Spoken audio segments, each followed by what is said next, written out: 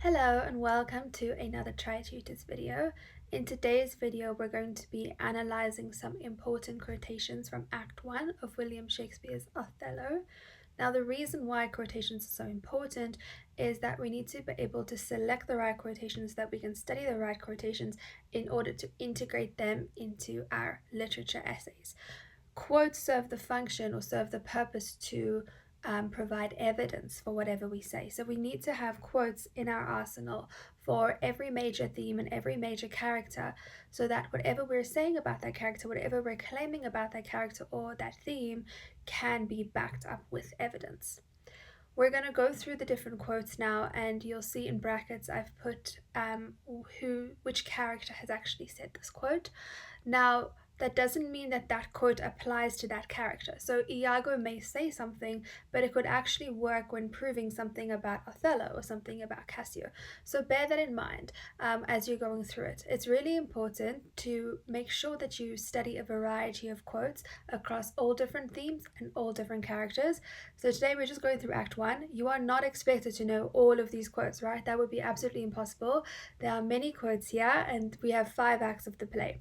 But selecting the quotes that are going to make some sort of resonant impact on you, something that you can remember, and remember as well that you don't have to study the entire quote. You can learn 3 or 4 important words from that quote, and you can integrate that into a sentence really nicely.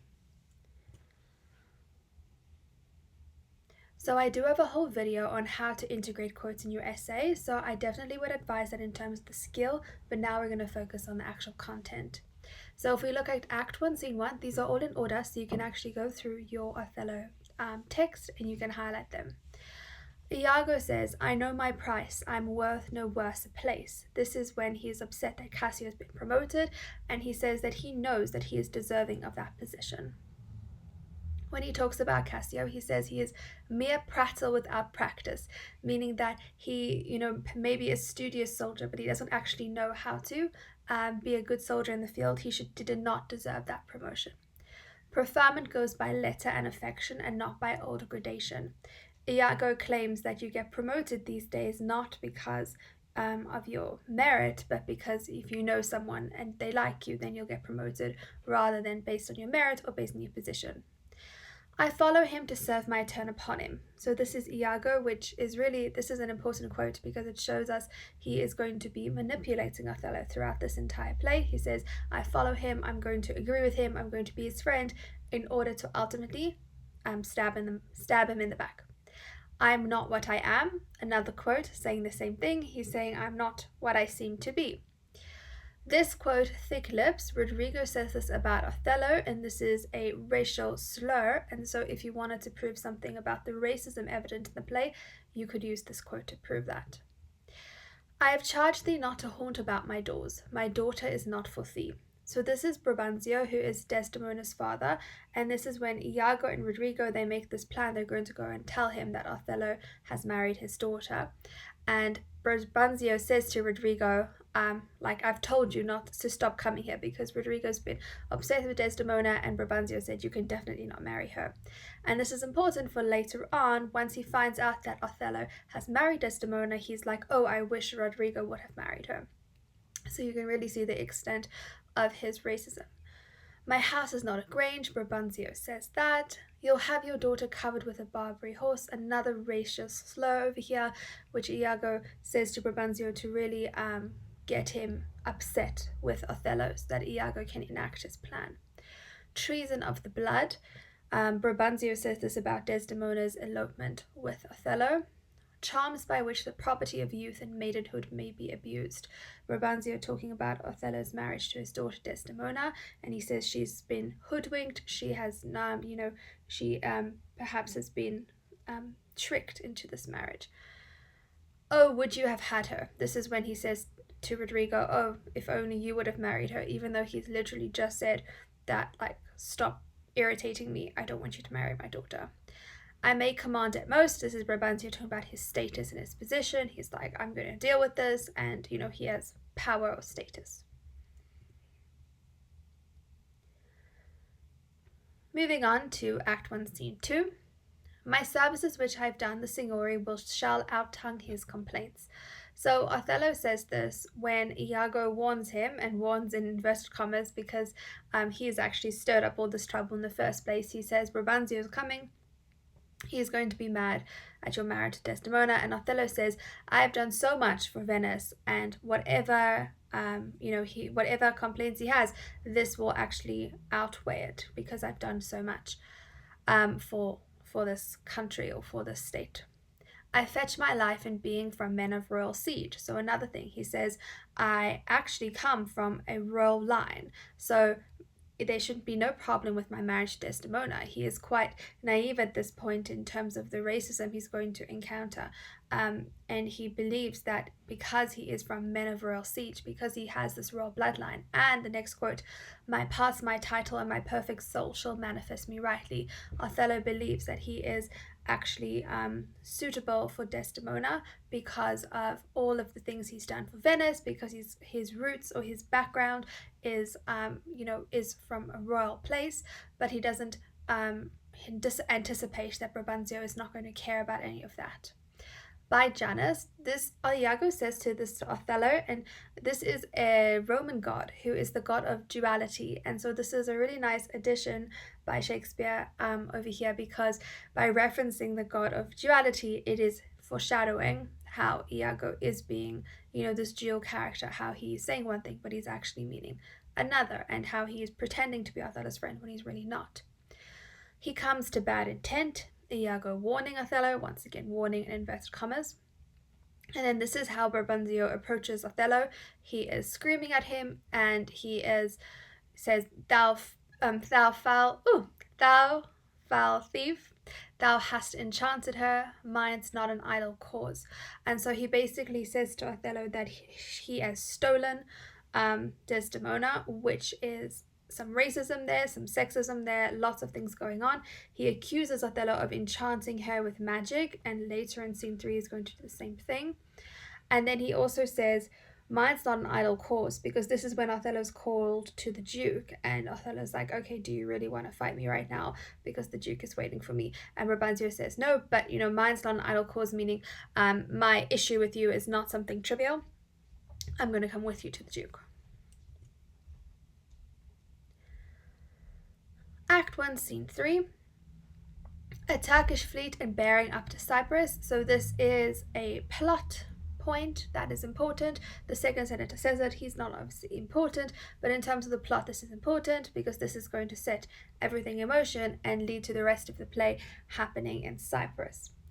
Valiant Othello, we must straight employ you. So this the Duke says to Othello. You can see the use of the word valiant. It really showcases Othello as this brave and courageous military general. And we must straight employ you. This really shows how he's absolutely necessary for this mission. And then Brabantio starts on his whole thing about his how he does not want Desdemona to be married to Othello, stolen from me and corrupted by spells and medicines. So he accuses Othello of stealing her, and that he has corrupted her with spells and medicines, that she has not done it. She has not married him out of her own doing. He has manipulated her. That's his accusation.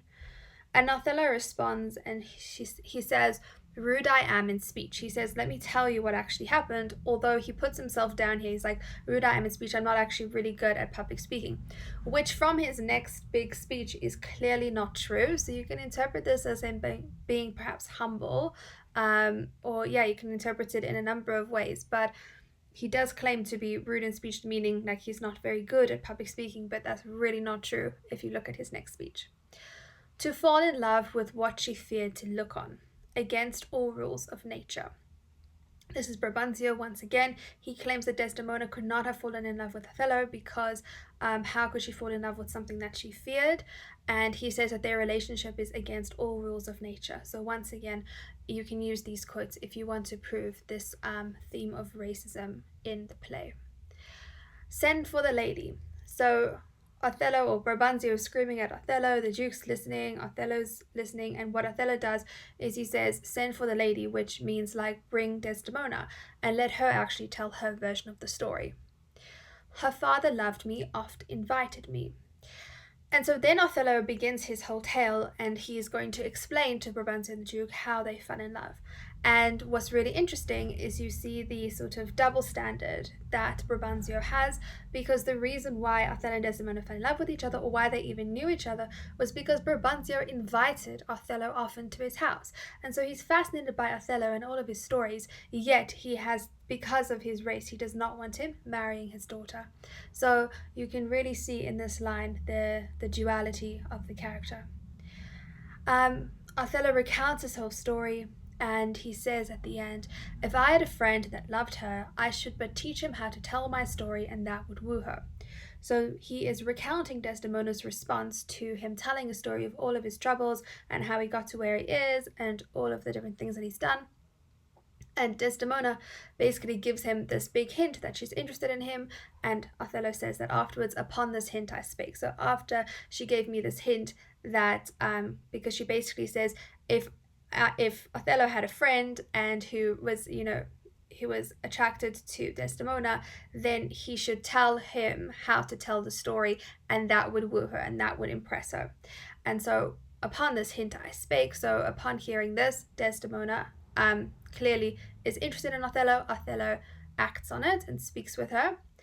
And then this is a really important line. He says, this is his reasoning for why they fell in love. "She loved me for the dangers I had passed, and I loved her that she did pity them." And so this is important because if you know the rest of the play, then their relationship is going to come under a lot of scrutiny, and it's going to ultimately end up not being very solid. And so to understand the foundation of the relationship and their definition of love is important. So the reason she fell in love with him, because of all the things that he's accomplished, all the dangers that he has mitigated in his life, and she fell in love with him because she fell in love with him because of that, and he fell in love with her because she did pity them, because she felt sympathy for him, and she felt this very strong emotion for him, and so that's why he fell in love with her. And so the question is this a strong enough foundation for love? It seems to prove throughout the text that perhaps this is not, because their relationship is going to go sour quite quickly. The Duke responds to Othello's story, and he says, "I think this tale would win my daughter too." Meaning that, wow, what a tale, what a story. This is something that would definitely, all Othello's traits, I think my daughter would also fall in love with him and, marry because of the story. Take up this mangled matter at best. So Duke says to Brabantio, the Duke obviously really needs Othello. He needs him to fight the Turkish forces.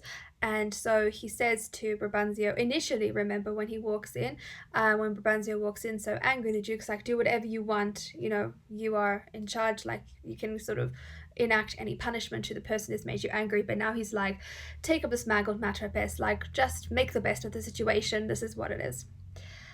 Desdemona arrives, and she proclaims Othello to be her lord instead of her father, so she has changed her allegiance. She says, "I may profess due to the Moor, my lord.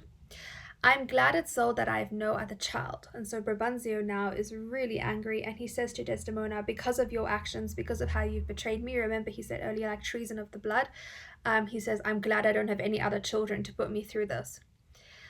Othello said to the Duke he accepts the task of defending Cyprus, and he says, "I do undertake these present wars against the Ottomans, the Turks." And Desdemona then, upon hearing that Othello is going to go fight in Cyprus, she says, "The rights for which I loved him are bereft me." She says, he is going on this mission for one of the reasons that I loved him, because of his, his bravery. And then she asks, "Let me go with him." And the Duke agrees to that. And then this is a really important line. Othello says to the Duke about Iago, he says, "My ancient, a man he is of honesty and trust." So my ancient, that's his rank in the military. And he basically is going to give Iago the responsibility of making sure Desdemona gets to Cyprus safely. So you can really see how he trusts him so much. "She has deceived her father and made thee." So Brabantio really is quite drastic here, and he is insulting his daughter. He says to Othello, "You must keep an eye on Desdemona because she's deceived me, so she may deceive you." So a pretty harsh thing for a father to say about his daughter. Iago, it then switches, and we see Iago and Rodrigo speaking. And Iago makes this claim. He says, "Our bodies are gardens to which our wills are gardeners." And this means that he is using this metaphor. And he's saying that he's talking about this theme of passion versus reason, which I've spoken about in previous videos. But he's basically saying that we have reason to cool our raging. So, as much as we can feel a desire or we feel anger, we have this methodology, or we have this way as human beings to cool our raging, to actually think things through, to not just act in passion, but to act with reason and rationality.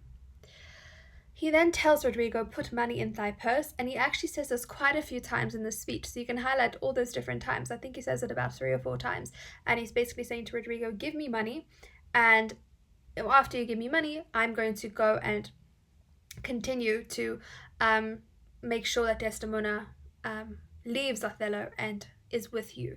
Obviously, he never actually has intentions to do this, but he is manipulating Rodrigo. These Moors are changeable in their will. So Iago claims to Rodrigo, like, these Moors, this type of people, Othello is going to become moody, he's going to be changeable, and Desdemona is not going to fall out of love with him. She will find the errors of her choice. She's going to see that she made a mistake, and she's going to come running to Rodrigo. That's Iago's claim, which obviously he doesn't really believe, and Rodrigo just takes the bait. He even says to, we can see Iago as this dual character. He says, "Thou art sure of me." He reassures Rodrigo. He's like, "You can trust me. I hate the Moor." That's a pretty simple quote. Not the best quote because it's not something very substantial, but it is a thing that Iago says, which demonstrates his perspective. Put money enough in your purse. So Iago once again to Rodrigo.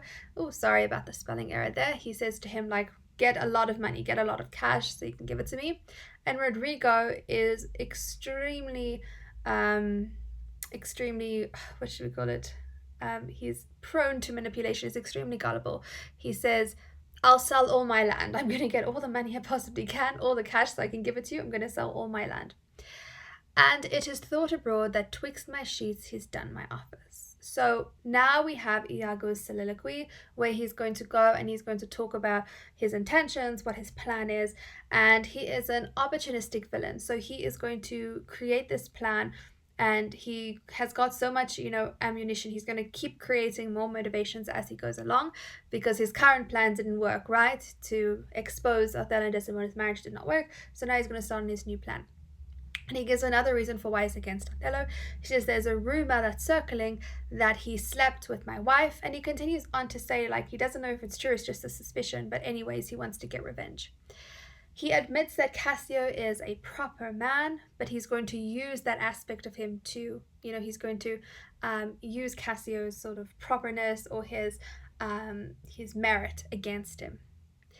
And he's going to somehow, he hasn't figured out the details yet, we'll see later on he figures out the details, he's going to convince Othello that Cassio is too familiar with his wife, that Cassio and Desdemona are too close. And he says that of Cassio, "He hath a person and a smooth disposed to be suspected, framed to make women false." He says that Cassio is the type of person that people would believe would want to seduce women, or that he is a seducer of women. So he seems to be the person, he's handsome enough that he could be a threat to Othello. He then remarks upon Othello, "The Moor is of a free and open nature that thinks men honest." And this is really important, and it links to what happens later, but also what Othello and Iago talk about later, about how perceptions of people. Othello claims later that he wishes the perceptions of people were actually mirrored as true. And so Iago says that Othello automatically thinks by default people are honest. He has a free and open nature, and so he's going to exploit that. And then Iago's big plan, or sort of message at the end, he has this plan, and he says, "Hell and night must bring this monstrous birth to the world's light." He's like, with a little bit of the devil's help, we're going to make this plan succeed, and we're going to bring it into the world. And so you can really see the intentional nature of what he's going to do, and the chaos he's going to create.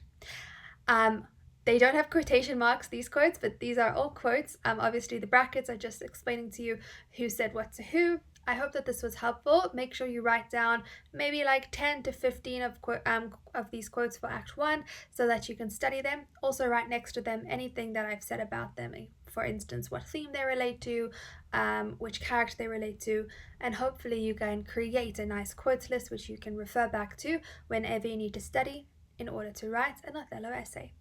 Thank you, please like and subscribe, and I'll see you in the next video.